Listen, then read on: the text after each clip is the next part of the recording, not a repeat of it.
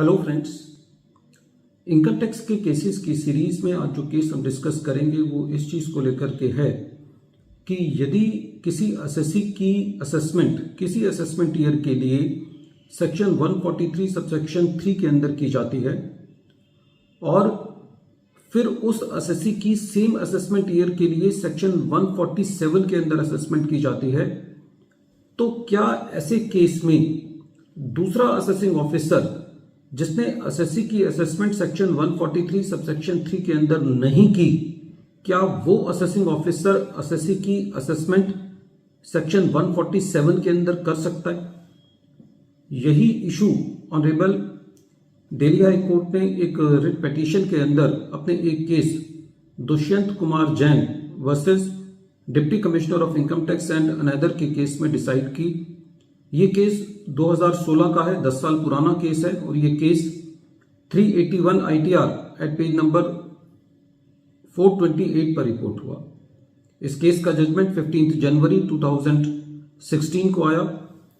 Present case assessment year 7-8 से related है। Present case के अंदर एसएससी ने असेसमेंट ईयर 7-8 के लिए अपने इनकम टैक्स के रिटर्न 18 सितंबर 2007 को फाइल करी और फिर उस साल की assessment deputy commissioner of income tax ने 13 अप्रैल 2009 को सेक्शन 143 सबसेक्शन 3 के अंदर की। कहने का मतलब है कि प्रेजेंट केस के अंदर जो एसएससी की जुरिसडिक्शन बनती थी वो deputy commissioner of income tax की बनती थी और सेक्शन 143 की assessment deputy commissioner of income tax ने की। उसके बाद एसएससी का सेम ईयर का केस सेक्शन 148 के अंदर नोटिस इशू करके रीओपन किया गया। जब ये केस एसएससी का रीओपन किया गया तो जो रीजंस रिकॉर्ड करे वो इनकम टैक्स ऑफिसर ने किए, deputy commissioner of income tax ने नहीं किए। एसएससी ने इस नोटिस को इस 148 के नोटिस को दिल्ली हाई कोर्ट में रिट पिटीशन के माध्यम से चैलेंज किया। एसएससी का यह कहना था कि जिस असेसिंग ऑफिसर ने एसएससी की सेक्शन 143 सबसेक्शन 3 के अंदर असेसमेंट की है वही एसएससी का असेसिंग ऑफिसर है, क्योंकि वो deputy commissioner of income tax था और जो 148 का नोटिस इशू किया गया वो असेसिंग ऑफिसर के द्वारा किया गया, वो इनकम टैक्स ऑफिसर के द्वारा किया गया, तो ऐसे केस में ये नोटिस वैलिड नहीं है। जब एसएससी ने ये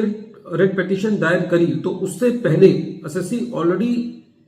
इनकम टैक्स ऑफिसर को ये लेटर लिख चुका था कि जो आपने नोटिस मुझे इशू किया है वो आपकी जुरिसडिक्शन नहीं बनती, डिप्टी कमिश्नर की बनती है। जब इनकम टैक्स ऑफिसर को ये लेटर एसएससी ने लिखा था तो उसके बाद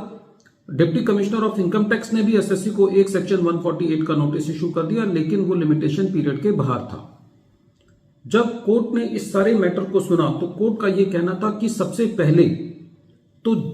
जो एसएससी को सेक्शन 148 का नोटिस इशू किया गया वो इनकम टैक्स ऑफिसर के द्वारा किया गया, जो कि एसएससी का असेसिंग ऑफिसर नहीं था। जो दूसरा नोटिस इशू किया गया वो notice deputy commissioner of income tax ने इशू किया, लेकिन वो जुरिसडिक्शन वो लिमिटेशन पीरियड के बाहर था, तो दोनों नोटिस इनवैलिड हैं। और कोर्ट ने बाद में जब ये रिट पिटीशन को डिस्पोज ऑफ किया तो जाते जाते ये कहा कि प्रेजेंट केस में जिस असेसिंग ऑफिसर ने एसएससी का असेसमेंट सेक्शन 143 सबसेक्शन 3 के अंदर किया उसी असेसिंग ऑफिसर को सेक्शन 148 का नोटिस इशू करना चाहिए, क्योंकि वही असेसिंग ऑफिसर ये बता सकता है कि एसएससी ने पुरानी असेसमेंट के अंदर कौन सी चीज ऐसी थी जो असेसिंग ऑफिसर को नहीं बताई थी, जो दोबारा अब एसएससी का केस उसको रीओपन करना पड़ रहा है। फ्रेंड्स, काफी सारे केसेस में ये देखने को मिलता है कि सेक्शन 143 सबसेक्शन 3 की असेसमेंट कोई और असेसिंग ऑफिसर कंप्लीट कर रहा है और फिर उसी साल की असेसमेंट कोई और असेसिंग ऑफिसर सेक्शन 148 का नोटिस इशू करके कर देता है। तो ऐसे केस में जो ये केस उन केसेस में बहुत हेल्पफुल है, क्योंकि कोर्ट का कहीं ना कहीं इस केस में ये इंडिकेशन है कि जो असेसमेंट सेक्शन 143 सबसेक्शन 3 के अंदर जिस ऑफिसर ने की, असेसिंग ऑफिसर ने की, उसी असेसिंग ऑफिसर को उस साल की असेसमेंट सेक्शन 148 में करनी चाहिए। प्रेजेंट केस के अंदर यदि रेवेन्यू ने सेक्शन 127 का ऑर्डर पास भी किया होता और यदि मॉनेटरी लिमिट्स के हिसाब से एसएससी का केस डिप्टी कमिश्नर के पास बनता है तो उस केस में भी जो असेसमेंट है एसएससी की वो पुराने असेसिंग ऑफिसर के द्वारा ही की जानी चाहिए, क्योंकि मॉनेटरी लिमिट के हिसाब से भी एसएससी की असेसमेंट इस केस में deputy commissioner of income tax के हिसाब से बनती थी।